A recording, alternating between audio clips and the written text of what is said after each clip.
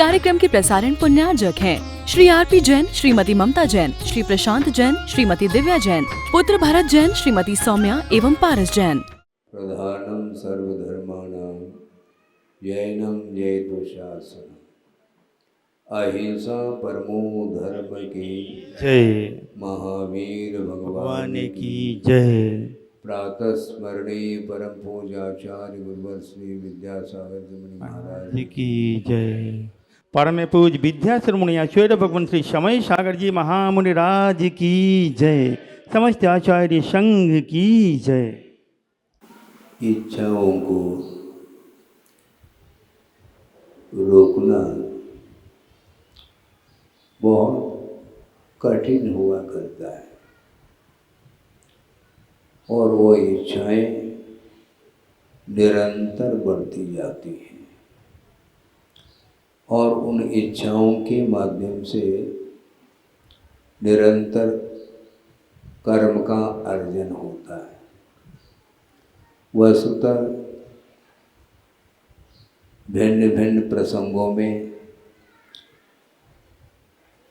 प्रकारांतर से वही विषय सामने आता है और आचार्यों ने भिन्न भिन्न उदाहरण आदि के माध्यम से उस विषय को समझाने का पुरुषार्थ किया है। इच्छाएं जो उत्पन्न होती हैं उनको रोकने का पुरुषार्थ किस ढंग से किया जाए वो सारी इच्छाएं रुक जाए।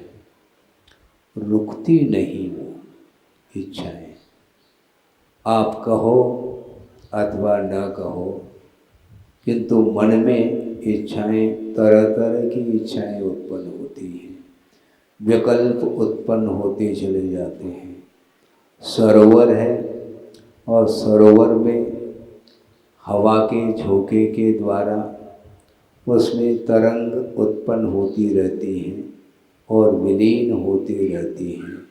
ये तरंग कभी शांत नहीं होती, बार बार वह तरंग की भांति मन में विभिन्न प्रकार के विकल्पों की धारा बनी रहती है। उन विकल्पों को शांत किस ढंग से किया जाए, पहले हम ये सोच लें विकल्पों को शांत करने के पूर्व में कि विकल्प कितने प्रकार के होते हैं।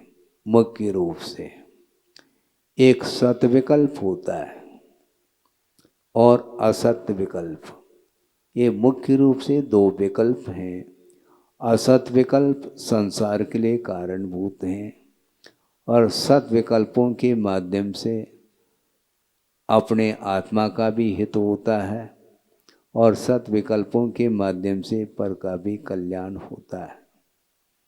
किंतु सत विकल्प छोड़ करके संसारी प्राणी निरंतर असत विकल्पों में उलझता चला जाता है। हिताहित विमूढ़ आत्मा स्वम शाश्वत वेष्टयेत ग्रही अनेकारंबजयी पापहि कोशकार क्रमिर यथा। बहुत अच्छा श्लोक दिया है ज्ञानार्णव में शिवचंद्र आचार्य ने कि हिताहित विमूढ़ आत्मा, वह आत्मा अज्ञानी है, वह जीव अज्ञानी है जो कि हित और अहित के ज्ञान से वह दूर है। हिताहित ज्ञान से वह बिल्कुल दूर है। किसके द्वारा हित होता है, किसके द्वारा अहित होता है, इस प्रकार के विवेक से शून्य वह जीव स्वम शाश्वत वेष्टयेत ग्रही, वह जीव कौन सा है जो ग्रही अर्थात गृहस्थ है। वो अनेक आरंभजयी पापई, अनेक प्रकार के आरंभों के माध्यम से उत्पन्न जो पाप है उसके माध्यम से वह अपने आप को वेष्टित करता चला जाता है। और उदाहरण दिया है कोशकार कृमिर यथा, वह जिसको बोलते हैं रेशम का कीड़ा। रेशम का कीड़ा जानते हैं, जिसके मुख से वह रेशम उगलता है और उसके माध्यम से, उस लार के माध्यम से वह अपने आप के बदन को वेष्टित करता चला जाता है। उसको रेशम का कीड़ा बोलते हैं। उसी को आचार्यों ने कोशकार कृमिर यथा ऐसा कहा है। उसके माध्यम से वह अपने आप के शरीर को वह वेष्टित करता चला जा रहा है। और ये आपने देखा होगा अथवा सुना होगा, पढ़ा होगा कि रेशम की जो उत्पत्ति होती है उसी कीड़े के लार के माध्यम से ही रेशम का उत्पादन होता है। अब सोचो, वो छोटा सा कीड़ा है और वह उसमें से वह लार निकल रही है। तो इस प्रकार के असंख्य जो कीड़े होते हैं उनके माध्यम से जो निकला हुआ जो लार है उसके माध्यम से रेशम के कपड़े बनते हैं, ऐसा सुना है। तो रेशम के कपड़ों के उत्पादन के लिए वो सारे सारे असंख्य जीवों का घात हो जाता है। सुना है, मुख से कहना अच्छा नहीं लगता, उनको उबलते हुए पानी में अथवा और कोई भी द्रवभूत पदार्थ में उसको छोड़ दिया जाता, तो उसके माध्यम से वह सारा सारा रेशम पृथक हो जाता है और सारे सारे वो जीवों की विराधना हो जाती है और रेशम के कपड़े बनाते हैं। और वह बाजार में देखने को वह कपड़ा मिलता है और रेशम के वस्त्र पहनने के जो इच्छुक होते हैं उससे प्रभावित होते हैं और रेशम का वह वस्त्र खरीदते हैं। सोचो, विचार करो, इस शरीर को ढांकने के लिए इतनी जीवों की विराधना। महाराज, फिर गृहस्थ का जीवन कैसा चलेगा? गृहस्थ को वस्त्र की आवश्यकता पड़ती, मैं मानता हूँ, किंतु इस प्रकार रेशम के वस्त्र के द्वारा ही शरीर को ढका जाता है, ऐसा अनिवार्य है क्या? किसी भी वस्त्र के माध्यम से शरीर की रक्षा के लिए वह उस वस्त्र का उपयोग करता है गृहस्थ, किंतु इस प्रकार के हिंसात्मक तरीके से उत्पन्न होने वाला जो वस्त्र है उसका उपयोग कभी भी नहीं करना चाहिए। तो मैं ये कह रहा था कि संसारी प्राणी अनेक प्रकार के आरंभ के माध्यम से अर्जित जो पाप है उस पाप के द्वारा अपने आप को वेष्टित कर रहा है। कौन? ग्रही अर्थात गृहस्थ होता है। ऐसा कोई भी सांसारिक कार्य नहीं है जिन कार्यों के माध्यम से पाप का अर्जन नहीं होता हो। ऐसा कोई भी सांसारिक कार्य नहीं है, कोई भी कार्य हो उसमें पाप का अर्जन होता है। तो इसलिए अनेक प्रकार के आरंभ, अर्थात आरंभ किसको बोलते हैं? प्राणों की विराधना का नाम आरंभ माना जाता है। मन वचन काय की चेष्टा के माध्यम से और अनेक प्रकार के सांसारिक जो साधन सामग्री हैं उनके माध्यम से वह वस्तुओं का उत्पादन करता चला जाता है। एक मान लो कोई भी बड़ी फैक्ट्री है और उस फैक्ट्री में जो वो फैक्ट्री चल रही है चाहे वह सीमेंट फैक्ट्री हो, चाहे और कोई भी फैक्ट्री हो जिसमें अनेक प्रकार के वस्तुओं का उत्पादन हो रहा है, उस उत्पादन के पीछे कितने जीवों की विराधना होती है, हिंसा होती है, इसका हम गणित नहीं लगा सकते। इसके उपरांत भी उस ओर संसारी प्राणी की दृष्टि नहीं जा पाती। मात्र अपने जीवन की रक्षा के लिए इतना पाप करना कहाँ तक उचित है। और गुरुदेव ने कई बार इस विषय को रखा है स्वाध्याय आदि के प्रसंग में कि सबसे यदि अधिक हिंसा होती है, सुन रहे हैं आप, सबसे अधिक मात्रा में हिंसा किसके द्वारा होती है? तो गुरुदेव का ये कहना, सबसे अत्यधिक मात्रा में हिंसा जो होती है वह अनावश्यक वस्तुओं के संग्रह में। आवश्यक वस्तुओं का संग्रह होता है, उसमें तो हिंसा होती ही है, किंतु अननेसेसरी जो आवश्यक नहीं है उन वस्तुओं के संकलन में संसारी प्राणी बेहिसाब पाप का अर्जन करता है। कोई हिसाब नहीं उसका, न हिसाब है न किताब है। कोई मान लो अरबपति अथवा खरबपति है, उनके सामने ये बात रखी जा सकती है, पूछा जा सकता है कि भाई साहब आप अरबपति नहीं खरबपति हैं,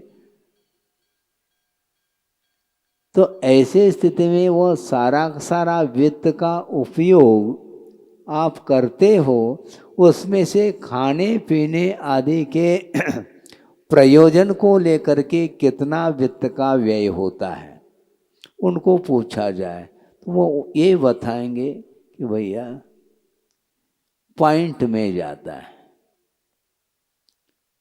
क्या? बिल्कुल पॉइंट में चला जाएगा, प्रतिशत में भी नहीं जा रहा है और प्रतिशत में भी पॉइंट में चला जाता है। इतनी अल्प मात्रा में वह वित्त का व्यय खाने पीने आदि के लिए चला जाता है। बाकी सारा वह वित्त का अर्जन तुमने किया है, उसकी उपयोगिता, उसकी यूटिलिटी क्या है, हमें बताओ। किस में जाएगा वह सारा वित्त? वह सब और किसी में नहीं, केवल विलासता के लिए ही वह सारा वित्त चला जाता है।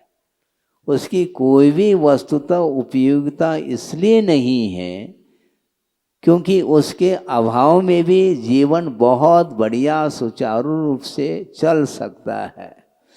एक लखपति है, उसका जीवन भी अच्छा बढ़िया चल रहा है, करोड़पति है उसका भी चल रहा है, और अरबपति खरबपति का भी चल रहा है।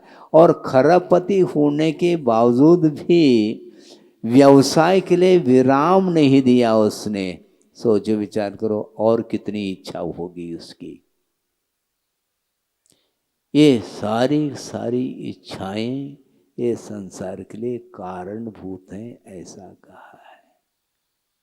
इसलिए इस प्रकार तीव्र जो इच्छा है, तृष्णा है, उस तृष्णा की खाई कभी भरती नहीं। खूब भरी पर रिक्त रही, ऐसा आप लोग पूजन में बोलते हैं। तृष्णा की ऐसी विशाल खाई है। स्वयं गुणभद्र आचार्य कह रहे हैं, लिख रहे हैं, उल्लेख कर रहे हैं। कहाँ पर? आत्मानुशासन ग्रंथ में गुणभद्र आचार्य ने एक स्थान पर उल्लेखित किया है, वह आपके सामने रख रहा हूँ कि आशा की क्या दशा होती होगी। सोचो विचार करो। आशा गर्तः प्रतिप्राणी यस्मिन् विश्वमनूपमं कस्य किम कियद आयाति वृथावो विषयैषिता। क्या कहा उन्होंने? आशा गर्तः गर्त का अर्थ खाई, आशा रूपी खाई प्रत्येक प्राणी के पास विद्यमान है। और वो ऐसी विशाल खाई है, आशा रूपी खाई, जिसमें 3 लोक की संपदा भी वह अणु के समान प्रतीति में आ रही, इतनी विशाल वह खाई है, आशा रूपी खाई। और प्रत्येक प्राणी के पास ये खाई है, तो किसके लिए कितना मिलेगा? कस्य किम कियत आया थी, किस जीव के लिए कितना हिस्सा मिलेगा? सोचो, विचार करो। 3 लोक की वह संपदा भी उस आशा रूपी खाई में यदि भर दे, तो वह इतनी विशाल खाई है, वह गर्त है, उसमें वह परमाणु के समान प्रतीति में वह आ रही है संपदा। इतनी वह विशाल खाई है, और एक जीव की खाई नहीं, वह आशा रूपी खाई प्रत्येक प्राणी के पास है। तो ऐसे स्थिति में किसके लिए कितना हिस्सा आएगा? सोचो, विचार करो। इसके बावजूद भी इसकी आशा तृष्णा शांत नहीं हो रही है। वंस मोर और की भूख बनी हुई है, और उसको, उस भूख को, उस तृष्णा को मिटाने के लिए वह रात दिन वह वित्त के उपार्जन में लगा हुआ है, और अनेक प्रकार के आरंभ के माध्यम से वह पाप का अर्जन करता हुआ अपने ही आत्मा को उस पाप से वेष्टित करता चला जा रहा है, जिस प्रकार रेशम का कीड़ा अपने बदन को वेष्टित करता है। महाराज, आप क्या कहना चाह रहे हैं? मैं बिल्कुल नहीं कहना चाह रहा हूँ, न आपके लिए कहना चाह रहा हूँ, उसमें मैं भी शामिल हूँ, ये ध्यान रखो। क्योंकि मेरा भी इतिहास इसी संसार में निकल गया है। अतीत अनंत काल में मेरा भी इसी संसार में परिभ्रमण हुआ है। वह क्यों हुआ है? इसी पाप के कारण हुआ है। इसलिए आचार्यों ने ये कहा है, मैं बिल्कुल नहीं कह रहा हूँ, और आपके लिए नहीं कहा जा रहा। प्रत्येक संसारी प्राणी की स्थिति के बारे में वर्णन किया गया है। कम से कम अब तो चेत ले। जब अनंत काल व्यतीत हुआ है इसी प्रकार पाप के अर्जन करके अपने आप के आशा को दूर करने के लिए या तृप्त करने के लिए, फिर भी वह तृप्ति नहीं होती है। क्योंकि सांसारिक जो सुख उत्पन्न होता है, विषयजन्य जो सुख उत्पन्न होता है, वह कभी भी तृप्तिजनक नहीं हो सकता। वह हमेशा बार बार उपभोग करते चले जाओ, किंतु वह शांति नहीं मिलेगी। आशा कभी भी दूर नहीं हो सकती। वह मन की आशा, मन की जो भूख है, वह कितनी है? वह अनंतात्मक भूख है। शारीरिक भूख तो तनक सी, किंतु मन की भूख की कोई भी सीमा नहीं है। वो अभी भोजन करने के लिए कोई व्यक्ति बैठा है और भोजन कर रहा है, और मन के अनुरूप व्यंजनों का स्वाद ले रहा है। बहुत अच्छे मीठे मीठे व्यंजन हैं। वह वस्तुतः देखा जाए, वह संसारी प्राणी निश्चिंत हो करके विषयों का भोग भी नहीं कर सकता। ये ध्यान रखो। ये कैसी महाराज हैं? भोजन करने के लिए बैठे हैं, और भोजन करते हुए उपयोग किधर गया? अंतों के लिए है क्या नहीं? अभी सुबह सुबह भोजन के लिए बैठा है और अंतों की चिंता हो गई। शाम के लिए ये मिठाई है, खत्म तो नहीं हो गई है, शाम के लिए भी रखो। पेट भर गया, पेट भरने के बाद बस बस कहता है, लेकिन शाम की चिंता फिर भी बनी हुई है। वो बोलते हैं आशा, ये कभी दूर नहीं होगी। और केवल शाम की चिंता नहीं, वर्षों की चिंता, बल्कि जीवन भर की चिंता उसकी बनी हुई है। इसलिए सामान 100 साल का और पल की खबर नहीं, इस प्रकार उक्ति हमने यहीं पर सुनी है बुंदेलखंड में। सामान कितना है? 100 साल का और पल की खबर नहीं, फिर भी वह बटोरता चला जा रहा है, संकलन करता ही चला जाता है और उसके माध्यम से वह संसार का और विकास करता चला जाता है। इसलिए मैं ये कह रहा था, प्रत्येक प्राणी के प्रति आशा अनंतात्मक है, तो कैसी उस आशा की पूर्ति हो सकती है? नहीं हो सकती। इसके बावजूद भी उसकी आशा बनी हुई है। आज नहीं कल वह आशा की पूर्ति होगी। इस दृष्टिकोण को लेकर के वह निरंतर प्रयत्न करता चला जाता है, किंतु उसका वह प्रयत्न व्यर्थ चला जाता है। परिवार है, बड़ा भी हो सकता है, छोटा भी हो सकता है, इससे हमें कोई प्रयोजन नहीं। मान लो परिवार में 10 मेंबर हैं और कमाने वाला एक व्यक्ति है और सारे परिवार के लोग उसका उपभोग करते हैं, किंतु उपभोग तो सभी कर रहे हैं, किंतु सब समान रूप से पाप का अर्जन कर रहे हैं, ऐसा नहीं कहा जा सकता।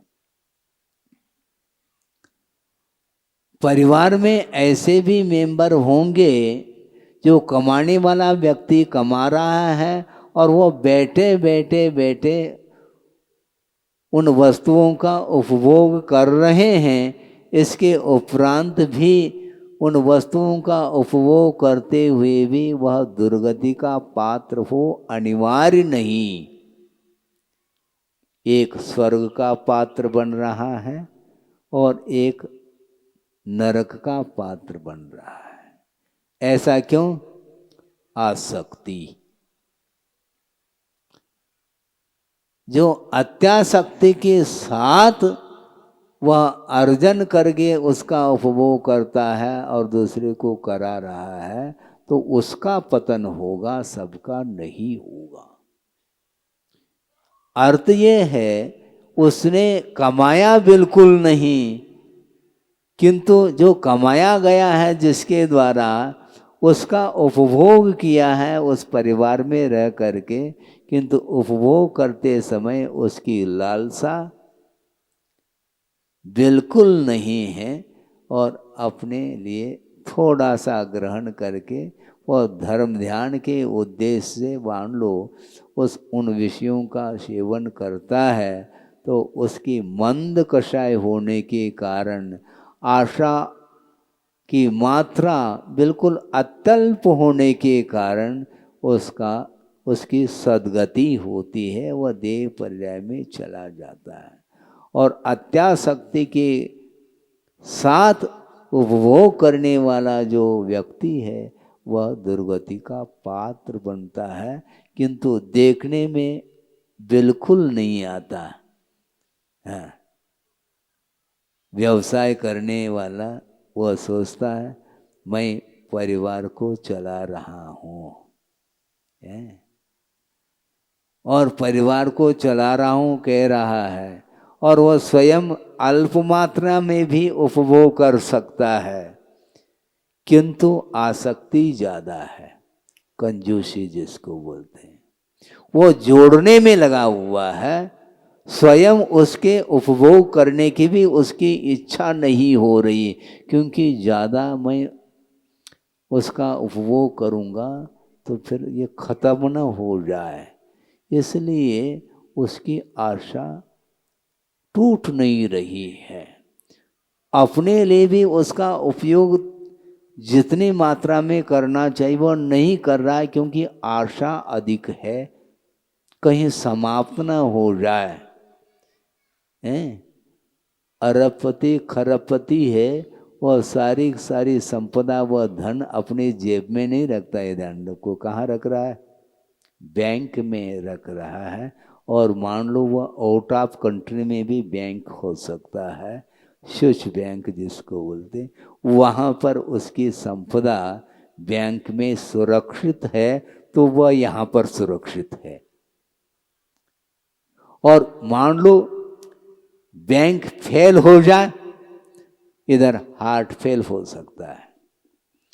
हजारों किलोमीटर दूरी पर वह धन रखा हुआ है बैंक में, और यहाँ पर वह रह रहा है, और वह बैंक फेल हो गया, डूब गया, इस प्रकार खबर मिलते ही तो यहाँ पर वह उसकी मृत्यु हो जाती। इतना गाढ़ संबंध है पर वस्तु के प्रति, इसी को बोलते हैं आसक्ति संबंध। कितने विकल्प किए हैं जिंदगी भर उसने, और उन असत विकल्पों के माध्यम से वित्त का उपार्जन किया, और वह सारा सारा वित्त डूब गया। डूब गया तो ये इधर भी डूब गया। अब क्या करोगे? गया, कहाँ पर गया? उस संपदा को जीवन भर वह उसका उपभोग भी नहीं कर पाया, और अंत में दुर्गति का पात्र बना हुआ है। ये किसका परिणाम है? एक आशा का परिणाम है, इच्छा का, तीव्र आसक्ति का यह परिणाम है कि वह सागरोपम आयु के लिए वह अनंत दुख का अनुभव करता हुआ वहाँ पर रह रहा है। क्षण भर के लिए यहाँ पर पाप करता है, किंतु सागरोपम आयु के लिए उसका उपभोग करने के लिए वहाँ जाना पड़ता है, क्योंकि यहाँ पर किया हुआ पाप का फल यहाँ नहीं मिल सकता है। क्यों? यहाँ पर वह क्षेत्र ही नहीं, वहाँ पर तिल तिल करे देह के खंड, यहाँ पर कौन करने वाला खंड? मुझे बताओ। यहाँ पर कोई भी इस प्रकार दूसरे के लिए उपद्रव नहीं कर सकता, किंतु वहाँ पर अनंत दुख को भोगने के लिए नीचे उतर रहा है, और वह सप्तम पृथ्वी का फाटक खोल दिया उसने, वहाँ पर पहुँच गया है, और अनेक प्रकार के शारीरिक दुख का अनुभव वह निरंतर कर रहा है। और दूसरी बात ये है कि उस नारिकी का भाव प्रति समय मरने का भाव होता है। आप सुन रहे हैं? आप प्रति समय मरने का भाव है उसके अंदर, किंतु आचार्य कहते हैं अकाल में उसका मरण संभव नहीं है। देव और नारकियों का और भोग भूमि जीवों का मरण तो होता है, किंतु अकाल मरण नहीं होता। तो ऐसी स्थिति में 33 सागर तक वह प्रति समय अनंत दुख का अनुभव करता है। मरने की इच्छा होती है, तिल तिल के समान उस शरीर को खंडित किया जाता है, इसके बाद भी पारे के समान वह शरीर पुनः जुड़ जाता है। इसलिए उसका मरण नहीं, क्योंकि मरण हो जाए तो दुख से हम ऊपर उठ जाएंगे, संभव नहीं। ये पाप का परिणाम है, और वहाँ जा कर के जाति स्मरण अधिक हो जाता है। भव प्रत्यय जो अवधिज्ञान है वह भी हो जाता है, को अवधिज्ञान मिथ्या दृष्टि को, और जाति स्मरण अधिक भी हो जाते हैं। उसके माध्यम से सोचता है अरे ये किसका परिणाम है, किसका क्या? ये इतिहास सामने आया है। जाति स्मरण के माध्यम से पूर्व भू का दृश्य उसको देखने को मिलता है।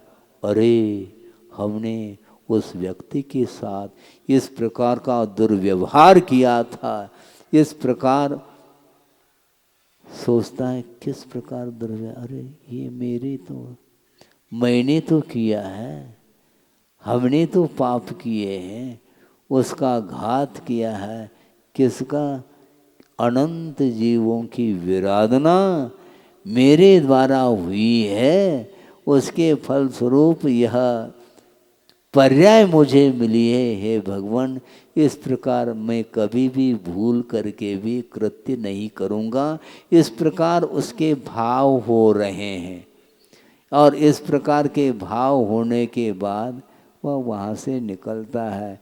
यदि छठी पृथ्वी में पहुँचा है तो वह मनुष्य भी बन सकता है, किंतु यहाँ मनुष्य पर्याय को प्राप्त करने के बाद यहाँ की हवा फिर लग जाती है तो पुनरावृत्ति कर लेता है।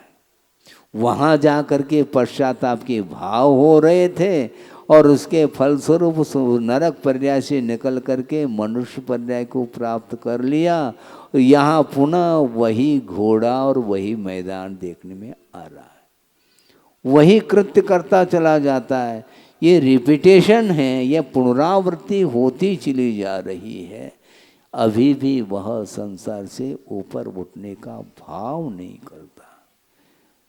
जब दुख की घड़ी आती है उस समय भगवान के सामने हाथ जोड़ करके खड़ा होता है, किंतु सुख की घड़ियों में भगवान को भी भूल जाता है और गुरु को भी भूल जाता है। सच्चे सच्चे देव गुरु शास्त्र को साइड में रख करके वह पाप में डूबता है। पाप का क्या परिणाम निकलेगा उस ओर उसकी दृष्टि नहीं जाती है। इसी को बोलते हैं होनहार, वह टल नहीं सकता।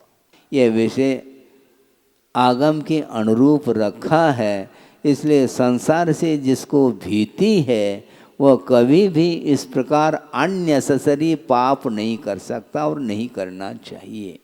अनावश्यक पाप का ही परिणाम दुर्गति उसको मिलती है। इसलिए जितना आवश्यक है परिवार के पालन पोषण के लिए जो आवश्यक है उतना ही आप अर्जन करिएगा, किंतु क्वालिटी मेंटेनेंस करने के लिए वह अननेसेसरी पाप का अर्जन करता है और उसके माध्यम से वह उपभोग करना चाहता है, वैश्विक सुख का अनुभव करना चाहता है। उसके माध्यम से रौद्र ध्यान होने के कारण उसका पतन निश्चित है। इस प्रकार आगमकारों का कहना है।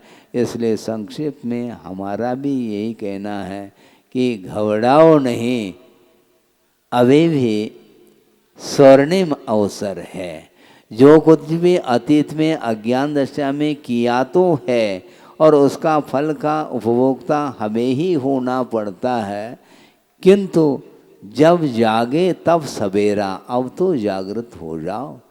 अब किया है तो किया है, किए हुए अनर्थों के प्रति पश्चाताप का परिणाम करते हुए आगे के भविष्य को सुधारने के लिए, भविष्य को उज्जवल बनाने के दृष्टिकोण को लेकर के गुरुदेव का ये कहना है कि जब जागे तब सवेरा। आप जाग जाओ और निश्चित रूप से वर्तमान में सच्चे देवगुरु शास्त्र की उपासना करने के लिए यह स्वर्णिम अवसर है।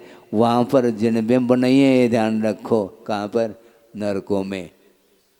वहाँ पर पूजन करने के लिए, अभिषेक करने के लिए, वंदना स्तुति आदि करने के लिए जिनेंद्र भगवान का दर्शन किसी भी पृथ्वियों में, नरकों में नहीं हो सकता। इसलिए जिनबिंब दर्शन के माध्यम से जो सम्यक की उत्पत्ति होती है वह नरकों में संभव नहीं है। इसलिए आप लोग यहाँ पर मनुष्य पर्याय को प्राप्त करके प्रतिपल भगवान का दर्शन करने का सौभाग्य प्राप्त कर रहे हैं। इतना ही कह करके इस वक्तव्य को विराम देता हूँ। अहिंसा परमो धर्म की जय। बोधि समाधि परिणाम शुद्धि स्वात्मोपलब्धि शिव शोक सिद्धि चिंतामणिम चिंतित वस्तुदाने त्वां वंदमानस्य ममास्तु देवी। परम पूजाचार्य गुरुवर श्री विद्यासागर जी मुनि महाराज की जय। इस कार्यक्रम के प्रसारण पुण्यार्जक हैं श्री आरपी जैन, श्रीमती ममता जैन, श्री प्रशांत जैन, श्रीमती दिव्या जैन, पुत्र भरत जैन, श्रीमती सौम्या एवं पारस जैन।